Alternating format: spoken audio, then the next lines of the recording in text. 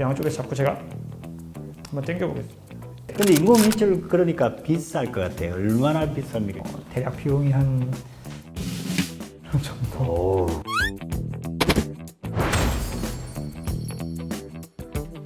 부분 파열될 때는 어떻게 치료하고 완전 파열될 때는 어떻게 치료합니까? 하지만 퇴행성 관절염이 의사가 치료를 안 했는데 나빠지다 갑자기 좋아지는 쪽으로 돌아오는 경우는 사실 거의 없지 않죠. 예. 좋아질 수 있는 상황인가? 이제 그런 것들이 이제 나이, 뭐 힘줄 파열의 모양, 파열의 정도, 뭐 이런 환자들의 뭐 행동 패턴 이런 것들이 다 종합적으로 이루어져서 치료를 하는데 부분 파열 같은 경우에는 비수술 치료를 좀 해볼 수가 있어요. 그래서 이제 비수술 치료는 이제 힘줄의 재생을 유도하고 이제 좀 어느 정도까지 아물게 만들어서 이제 기능을 하게 만들어주는 건데 이제 그런 방법으로는 체외 충격파라던가 프롤로 주사라던가 콜라겐을 주사로 어깨에 주입하는 방식이 있습니다. 부분 파열이지만 이거는 전층 파열로 가겠다 이런 경우가 있어요.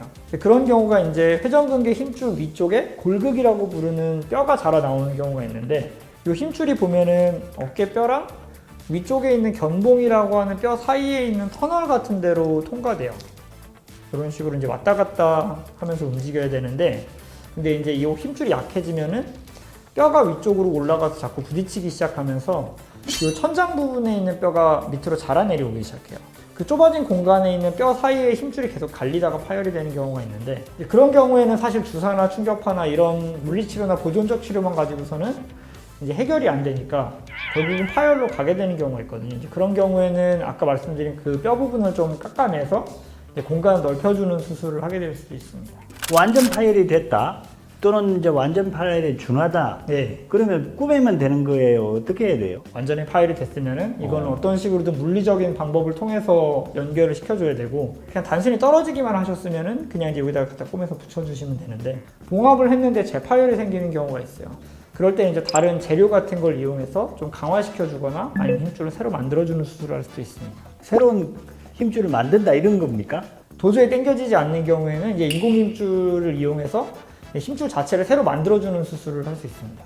지금 보시는 게 이제 제가 갖고 온 인공 힘줄 샘플로 갖고 온 거고요. 강도가 굉장히 세서 얼마나 센가 한번 보여드리려고 가지고 나왔거든요. 그 양쪽에서 잡고 제가 한번 당겨보겠습니다. 이렇게 잡아 당겨도 굉장히 세게 당기고 있거든요. 성인 남자 힘으로 이렇게 잡아 당겨도 사실은 거의 손상이 없습니다. 그냥 봉합 수술보다 어느 정도 효과적이다 이렇게 볼 수 있습니까? 이것까지 쓰고 재파열된 경우는 거의 한 200명 중에 1명 정도 꼴인 것 같아요. 200분이나 하셨습니까? 더 많이 했습니다. 오, 야, 회전근개 파열의 대가를 옆에 모시고 오늘 진행하고 있습니다. 근데 인공 힘줄 그러니까 비쌀 것 같아요. 얼마나 비쌉니까?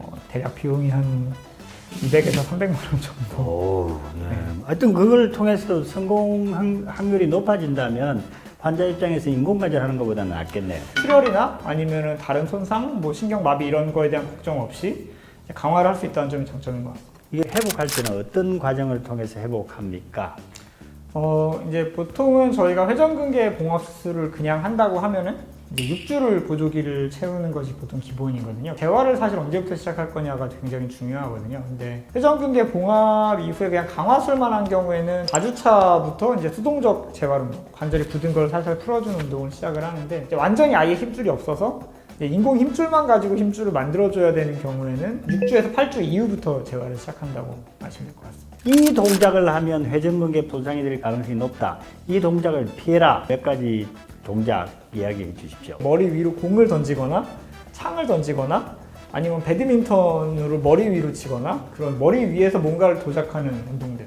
그거 제가 잘하는 동작인데 그 찬장 위에 뭔가 물건을 꺼낼 때도 팔을 이렇게 딱 이렇게 꺼내 이거 안 좋겠네요. 예, 좀 조심하셔야 돼요. 손등을 위로 해서 물건을 드는 운동들. 남자들 어깨 깡패 만들려고 이렇게 라테랄 레이즈라고 이렇게 옆으로 드는 운동들 많이 하시는데 회전근개 힘줄이 굉장히 좋지 않은 동작입니다. 회전근개가 어쨌든 손상이 온 환자한테 추천할 운동법. 어깨 스트레칭 운동을 어깨 최대한의 범위로 매일매일 안쪽, 바깥쪽, 뒤쪽까지 해주시는 게 좋고요. 세라밴드라고 하는 고무 밴드가 있어요. 등장성 운동이라고 이제 그걸 잡아 당기거나 아니면 뭐 양쪽으로 밀고 있거나 이제 이런 식의 운동들이 있는데 그런 세라밴드 운동을 좀 추천드리고 싶습니다. 오십견하고 회전근개 파열을 구별할 수 있는 거 딱 하나만 이야기합시다. 일단 관절 범위를 보시면 돼요. 팔을 누군가가 잡아서 올리든 본인이 올리든 거기서 아 하면서 아파 하면서 더 진행하면서 더 올라갈 수 있으면은 회전근개 힘줄 쪽에 손상인 경우가 더 많고요.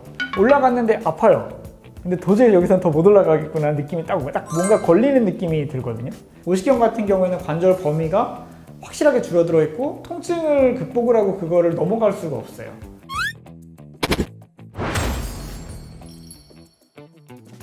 인공 힘줄을 지금 뭐 수백 케이스 경험을 가지고 계신 최경원 선생님 모시고 어깨 힘줄 파열에 대해서 알아봤습니다. 다음 시간에도 좋은 정보 가지고 오겠습니다. 다음 시간에 뵙겠습니다. 감사합니다.